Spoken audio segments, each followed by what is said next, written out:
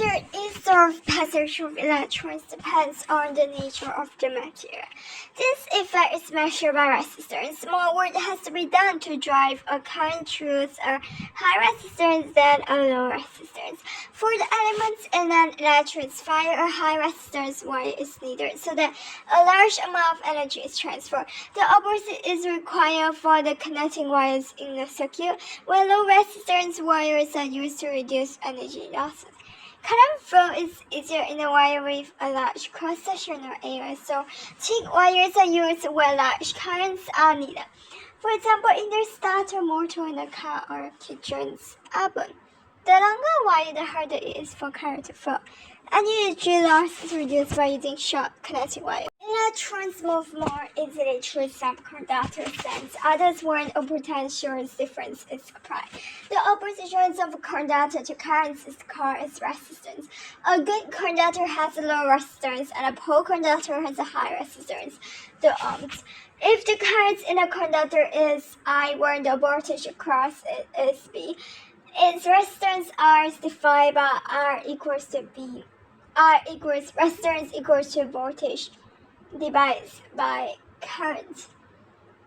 This is a reasonable way to measure resistance since the smaller current is for a given voltage, the greater is resistance.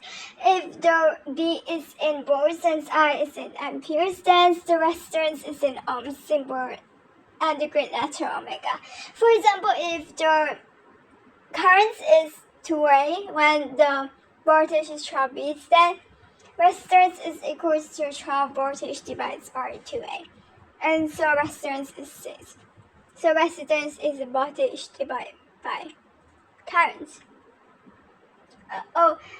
Resistance is voltage divided by current. The ohms is the resistance of a conductor in which the current is 1 ampere when the voltage of 1 volt is applied across it. Alternatively, if R and I are known, B can be found from B equals to IR and B equals to IR because resistance is voltage divided by current. So, but voltage divided by current, so voltage is resistance times current. The voltage divided by current. Voltage divided by current.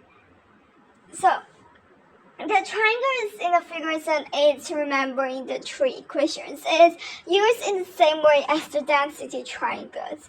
Resistors. Conductors intended to have resistance are called resistors and are made either from wires of special alloys or from carbon. Those used in radio and television sets have values from a few ohms up to millions of ohms.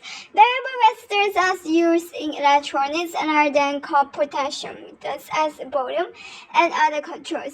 Variable resistors that take larger currents like the ones shown are used for laboratory experiments. This consists of a coil of constant wire and alloy 60% copper, 40% nickel wound on a tube with a sliding content on a metal bar above the tube. Variable resistors are used in electronics and are then called potentiometers as volumes and under control. Variable resistors that take larger currents like the ones shown are used for in laboratory experiments. This consists of a coil of constant wires and alloy of 60% for copper, 40% nickel wound on a tube with a sliding contact on the metal bar above the tube. There are two ways of using such a variable resistors. It may be used as a resistor for changing the currents in the circuits. Only once and connections and a sliding contact are then required.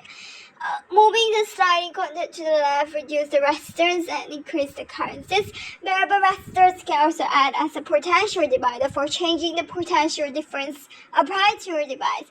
All three connections are then used.